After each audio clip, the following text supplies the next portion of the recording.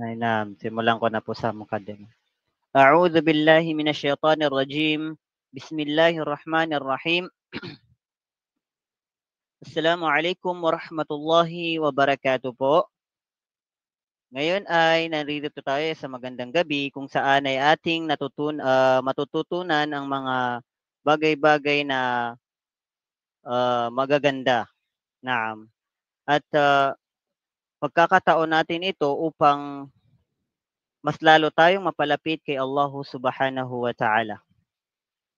Naam. At kami po at malugod po naming tinatanggap ang lahat ng nanonood at nakikinig diyan po sa may Facebook Live at pati na rin po diyan sa may pati na rin po dito sa may Google Meet. At especially sa ating tagapagsalita na si Sheikh Sabir Gabriel. At hindi na po natin papatagalin ang gabing ito. Ang oras ay atin na pong ibinibigay sa kanya. Ya Sheikh, falyatafaddal mashkuran ma'jura.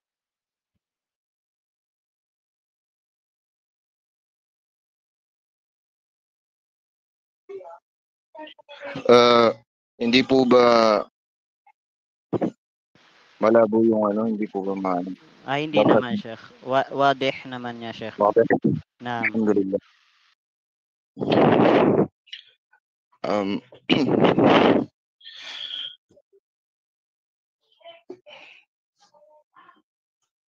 Innal hamdalillah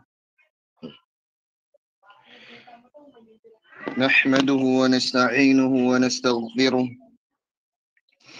wa na'udzu billahi min shururi anfusina wa min sayyiati a'malina. Man yahdihillahu fala mudilla lahu wa man yudlil fala hadiya lahu. Wa ashhadu an la ilaha illallah wahdahu la sharika lahu.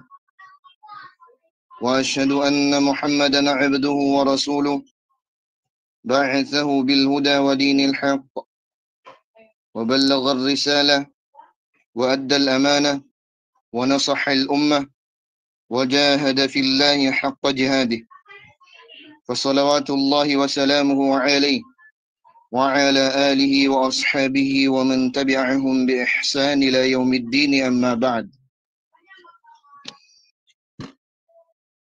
Mga alipin ng Allah Subhanahu wa Ta'ala, ang lahat ng papuri ay nararapat lamang sa Allah Subhanahu wa Ta'ala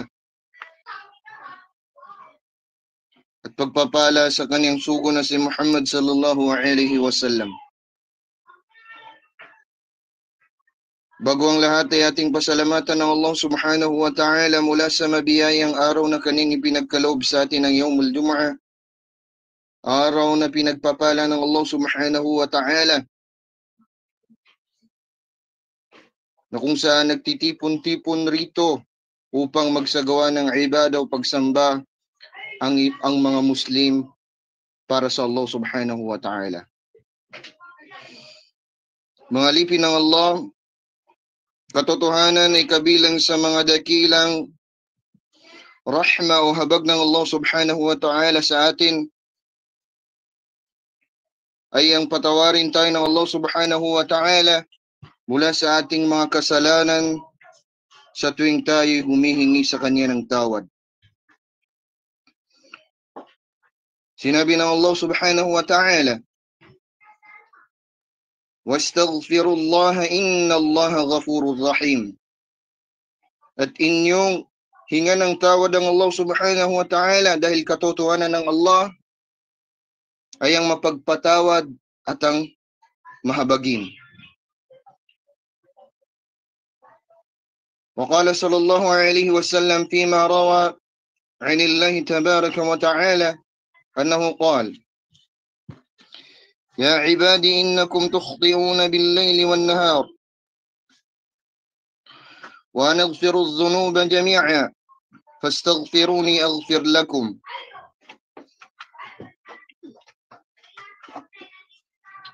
Sinabi ng Allah Subhanahu wa Ta'ala sa hadith al-Qudsi, "O aking alipin, katotohanan, kayo ay nagkakamali sa gabi at sa araw. At ako'y nagpapatawad ng mga kasalanan ninyo, lahat ng inyong kasalanan. Kaya't kayo ay humingi sa akin ng tawad at ako'y magpapatawad para sa inyo. Wa an Anas bin Malik radhiyallahu anhu. Ayon kay Anas bin Malik radhiyallahu anhu, قال سمعت رسول الله صلى الله عليه وسلم يقول قال الله تبارك وتعالى يا ابن آدم إنك ما دعوتني ورجوتني غفرت لك على ما كان فيك ولا أبالي يا ابن آدم لو بلغت ذنوبك عنان السماء ثم استغفرتني غفرت لك ولا أبالي يا ابن آدم إنك لو أتيتني بقراب بالأرض خطايا ثم لقيتني لا تشرك بي شيئا لأتيتك بقرابها مغفرة. Ayon kay Anas bin Malik radhiyallahu anhu, siya nagsabi, narinig ko ang Rasul sallallahu alaihi wasallam na nagsasabi, sinabi ng Allah subhanahu wa ta'ala, tabaraka wa ta'ala, o anak ng Adam, o descendant ng Adam, katotohanan, hanggat sa ikaw ay nananawagan sa akin, nag-aasam-asam sa akin, ako'y magpapatawad sa iyo sa kung anuman ang iyong sitwasyon at wala akong pakialam. Ya ibn Adam, o descendant ng Adam, kung ang iyong mga kasalanan ay umabot na sa ulap ng kalangitan, tapos ikaw ay humingi sa akin ng tawad, ay pinapatawad kita at hindi ko na ito pinapakialaman o wala na akong pakirito. Ya ibn Adam, innaka law ataytani biqurabil ardi khataya thumma laqitani la tushriku bi shay'a la ataytuka biqurabiha maghfirah.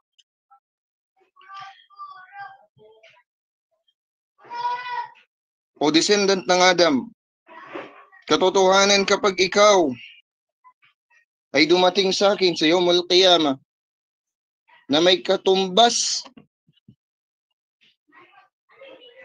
na kasalanan o katumbas ng iyong kasalanan ang kalupaan, tapos ikaw ay dumating sa akin na hindi ka nagtatambal o hindi ka nagsishirk o nagtatambal sa akin sa kahit anong bagay, la ataytuka biqurabiha maghfirah. At darating ako sa iyo ng may katumbas ito ng pagpapatawad. Mga alipin ng Allah subhanahu wa ta'ala, ang pag-istighfar o paghingi ng tawad sa Allah subhanahu wa ta'ala, ang ibig sabihin nito ay ang paghingi o request mula sa Allah subhanahu wa ta'ala ng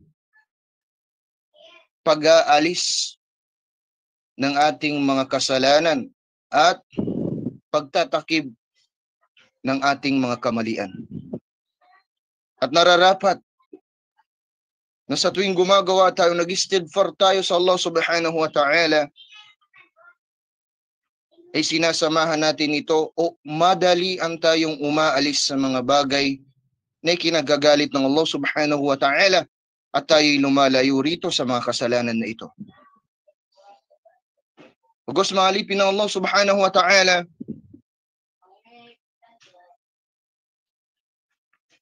ang paghingi ng tawad mula sa Allah subhanahu wa ta'ala, hindi lang ito specialized.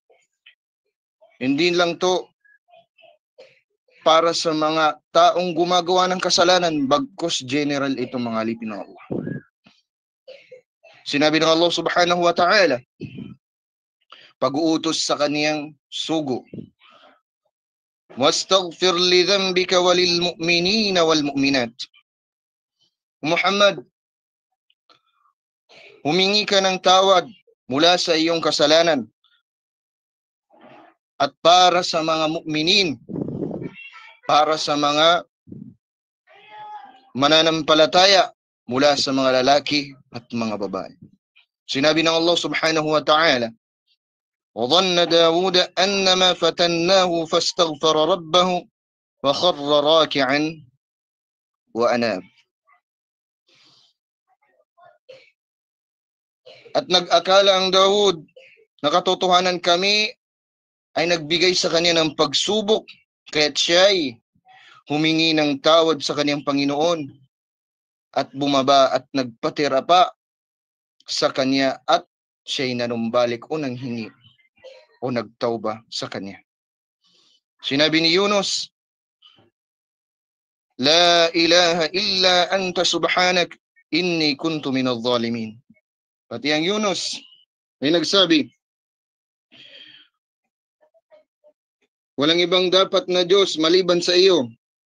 Subhanak, ang luwalhati, katotohanan ako ay nakasama sa mga zalim o mga naapi o mga gumawa ng kasalanan.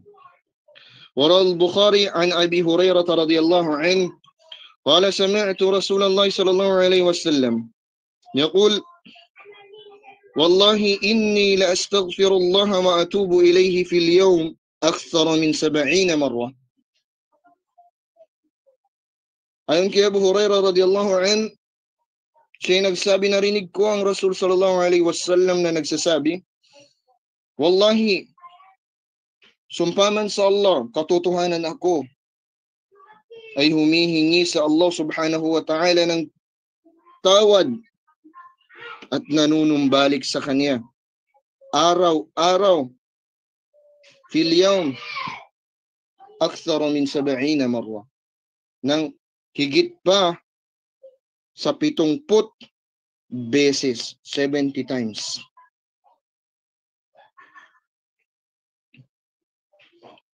At nang tanungin ng Abu Bakar as-Siddiq radiyallahu anhu ang Nabi sallallahu alaihi wasallam ng dua na kung saan kanyang gagamitin ito na dua o dua niya sa Allah subhanahu wa ta'ala, sinabi ng Nabi sallallahu alaihi wasallam sa kanya o pagpapayo sa kanya ng istighfar.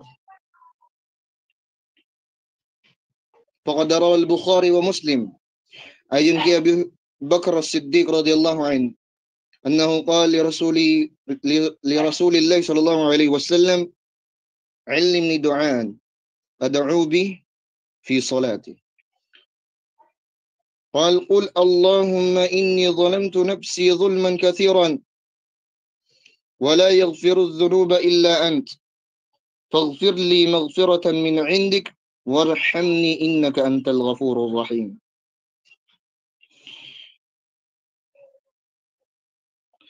Mga alipin ng Allah subhanahu wa ta'ala,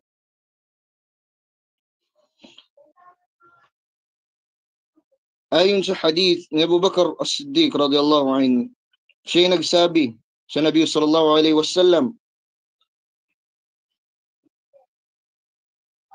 O Rasulullah,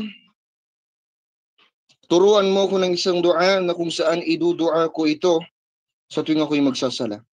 Sinabi ng Nabi sallallahu alaihi wasallam, sabihin mo, Allahumma inni zalamtu nafsi zulman kathiran ولا يغفر الذنوب إلا أن تغفر لي مغفرة من عندك وارحمني إنك أنت الغفور الرحيم.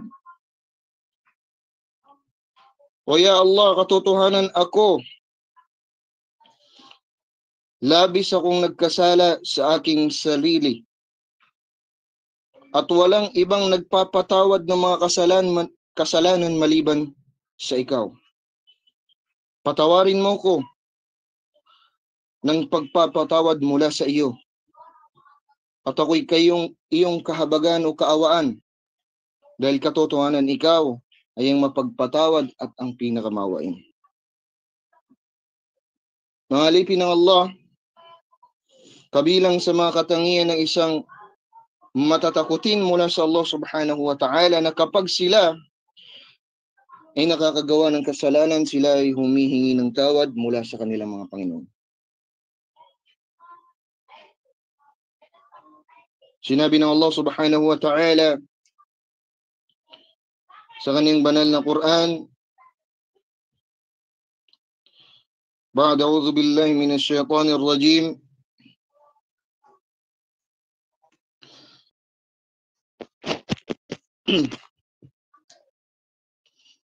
وسارعوا إلى مغفرة من ربكم وجنة عرضها السماوات والأرض أعدت للمتقين الذين ينفقون في السراء والضراء والقاظمين الغيظ والعافين عن الناس والله يحب المحسنين والذين إذا فعلوا فاحشة أو ظلموا أنفسهم ذكروا الله فاستغفروا لذنوبهم ومن يغفر الذنوب إلا الله ولم يصروا على ما فعلوا وهم يعلمون.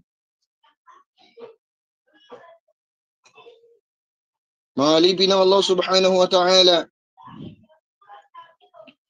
sa pinakamalapit nitong kahulugan at magmadali o at maging maagap kayo sa paghingi ng kapatawaran mula sa inyong Panginoon at sa paraiso na kasing lawak ng mga kalangitan at ng kalupaan na inihanda para sa mga natatakot sa Allah. Alladhina yunfiquna fis sarra'i wad dharra, yaong mga gumugugol para sa landas ng Allah subhanahu wa ta'ala sa panahon ng kasaganan at kahirapan. Wal kadhimina al-ghayza wal 'afina 'anil nas, yaong mga nagtitimpi ng kanilang galit at nagpapatawad sa tao. Wallahu yuhibbul muhsinin. At ang Allah ay nagmamahal sa mga mapaggawa ng kabutihan. Walladhina idha fa'alu fahisha aw zalamu anfusahum dhakaru Allah fastaghfaru lidhunubihim wa man yaghfiru adh-dhunuba illa Allah wa lam yusirru 'ala ma fa'alu wa hum ya'lamun. At yung kapag nakagawa ng fahisha o kahalayan, kasalanan o nakagawa ng kamalian o maliit na kasalanan sa kanilang mga sarili ay kanilang naaalala ang Allah, humihingi ng kapatawaran sa kanilang nagawang mga kasalanan. At sino ang mga nagpapatawad ng mga kasalanan maliban sa Allah subhanahu wa ta'ala? At sila ay nagpapatuloy sa anumang ginagawa nila at sila ay nakakaalam sa ginagawa nila. Maalipin ng Allah subhanahu wa ta'ala, kabilang sa mga magaganda o mga pinaka-importante na mga oras para sa pag-istighfar o paghingi ng patawad sa Allah subhanahu wa ta'ala sa ikahuling o ikatlong gabi ng oras mula sa kalagitnaan ng gabi. Sinabi ng Rasul sallallahu alaihi wasallam, yanzilu rabbuna tabaraka wa ta'ala kulla laylatin ila as-sama'i ad-dunya hina yabqa thuluthul layl al-akhir yaqul man yad'uni fa astajib lahu man yas'aluni fa a'tiyah man yastaghfiruni fa aghfir lahu. Sinabi ng Rasul sallallahu alaihi wasallam, bumababa ang ating Panginoon tabaraka wa ta'ala tuwing gabi sa kalangitan ng dunya sa oras o nananatili ang thuluthul layl o yung ikatlong oras ng pagkagabi o sa huling gabi.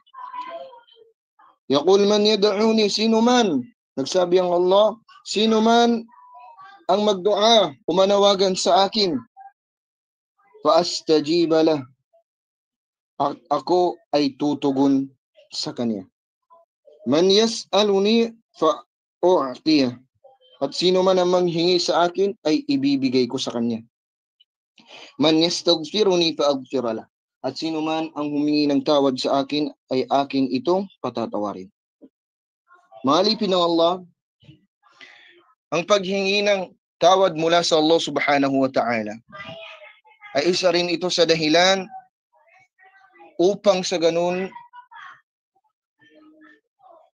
ay mas lalo pang sumagana ang ating pamumuhay o biyayang nanggagaling sa Allah mula sa Kanya, mula sa mga kayamanan at mga anak. Sinabi ng Allah subhanahu wa ta'ala tungkol kay Nuh alayhi salam, فَقُلْتُ اسْتَغْفِرُوا رَبَّكُمْ إِنَّهُ كَانَ غَفَّارًا يُرْسِلِ السَّمَاءَ عَلَيْكُمْ مِدْرَارًا وَيُمْدِدُكُمْ بِأَمْوَالٍ وَبَنِينَ وَيَجْعَلْ لَكُمْ جَنَّاتٍ وَيَجْعَلْ لَكُمْ أَنْهَارًا.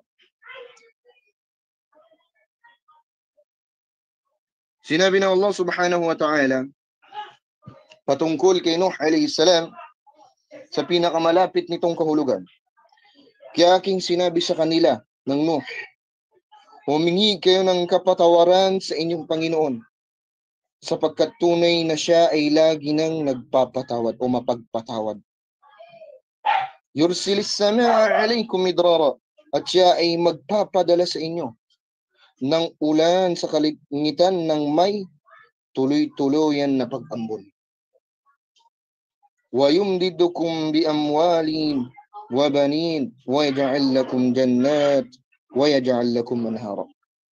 At kayo ay bibigyan ng karagdagan sa yaman at mga anak, at ipagkakaloob para sa inyo ang mga hardin, at ipagkakaloob para sa inyo ang mga ilog. Mga alipin ng Allah,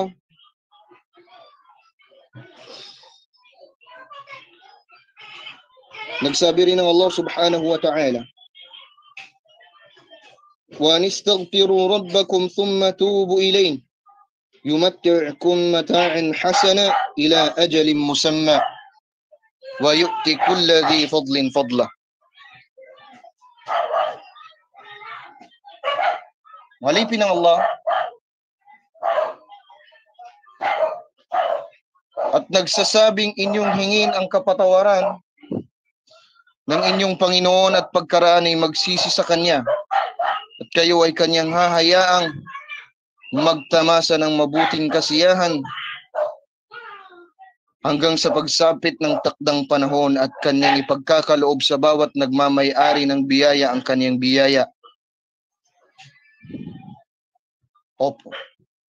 Malipin ng Allah subhanahu wa ta'ala,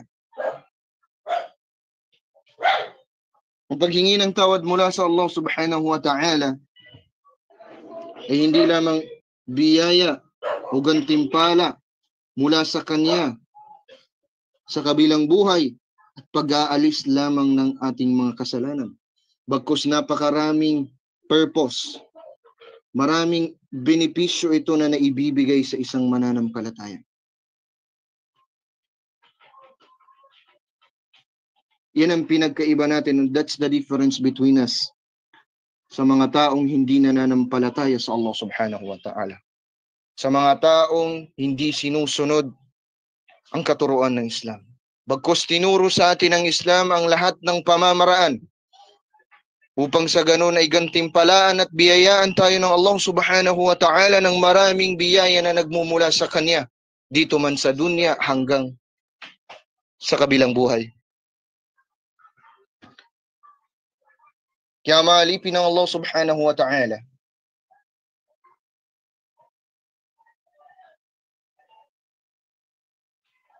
nararapat na humingi tayo ng tawad mula sa Allah subhanahu wa ta'ala, at wag na wag tayong mawalan ng araw o lumipas sa atin ang araw nang hindi tayo humihingi ng tawad mula sa Allah. Hindi tayo nagtatawba sa Kanya. Dahil katotohanan tayo ay lahat nagkakamali. Sinabi ng Nabi sallallahu alaihi wasallam, kullu bani Adam khata' wa khairu khata'in at-tawwabun.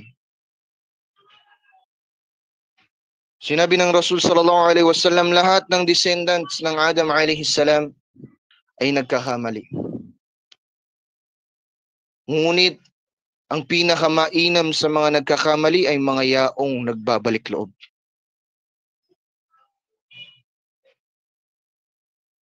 Lahat tayo nagkakamali, mga alipin ng Allah.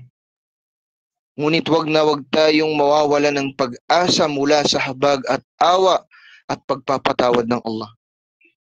Dahil ang Allah subhanahu wa ta'ala ang siya ang pinakamahabagin. Magulang mo nga ay napapatawad ka. Paano pa kaya ang nag-iisang lumikha sa inyo? Sinabi ng Allah subhanahu wa ta'ala, قل يا عبادي الذين أسرفوا على أنفسهم لا تقنطوا من رحمة الله.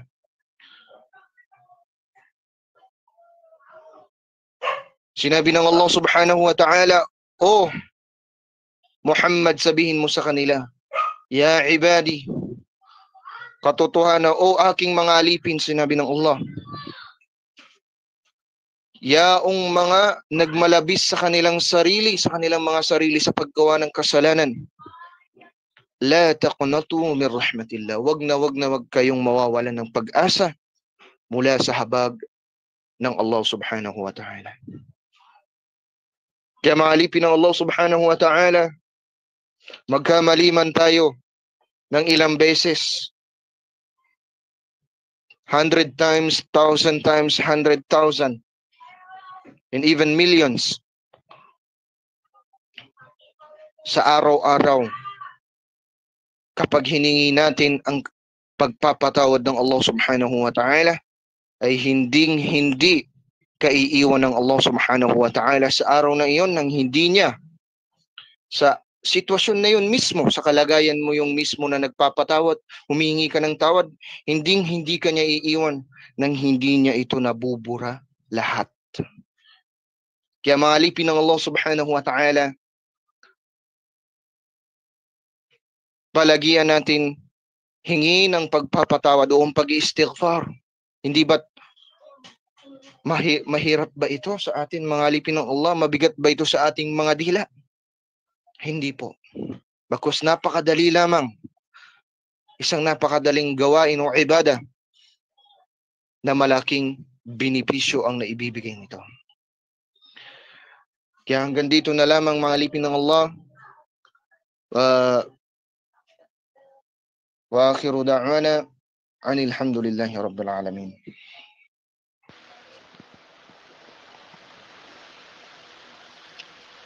Subhanallah wa alhamdulillah. Isa na namang malalim at malawak na kaalaman ang naibahagi sa atin ng ating tagapagsalita na si Sheikh Sabir Gabriel. At muli nating tatanungin kung siya ba ay tatanggap ng katanungan mula sa inyo. Ya Sheikh, kayo po ba ay tumatanggap ng ilang mga katanungan mula sa ating tagapakinig?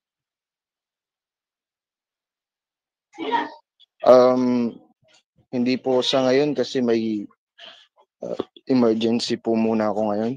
Ay naam, ya Sheikh, nalabas ya Sheikh. So, kung tayo po ay may mga katanungan, ay pakilista na lang po sa papel at ipunin natin at inshallah sa next na muhadara ay ating ito itanong sa mga ating mga ustado, Sheikh, na aatin sa atin. Naam. So, jazakallahu khairan ya Sheikh Al-Fadil sa iyong magandang kaalaman na naibahagi sa amin. At maraming salamat din po sa mga nakibahagi ngayong gabi. At bilang pagtatapos ng ating muhadara, ya Sheikh, kami po ay inihiling namin na magbigay po kayo sa amin ng panghuling salita at pangunahan po kami sa kafaratul majalis. Sige po. Bago po ang lahat ay huling advice mula sa akin at advice na rin para sa akin at sa inyo. Unang-una ay aking binibigyan ng payo ang aking sarili. Pagkatapos kayo ng pagkatakot mula sa Allah subhanahu wa ta'ala at paghingi ng tawad mula sa Kanya at hindi mawalan ng pag-asa mula sa Kanya.